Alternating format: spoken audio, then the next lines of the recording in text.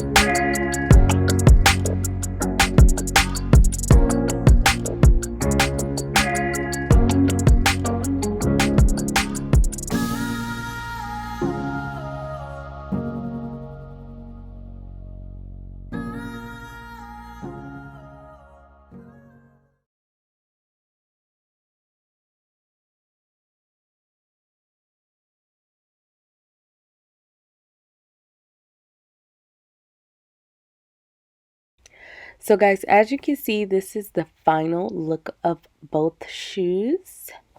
It's turned out so pretty, easy to do DIY. I'm going to show you a clip with my shoes on.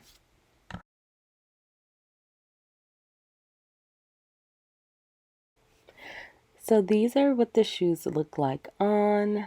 As you can see, they are gorge. If you guys want to see more videos like these, make sure you subscribe, hit the notification bell to get notified of any videos, and peace.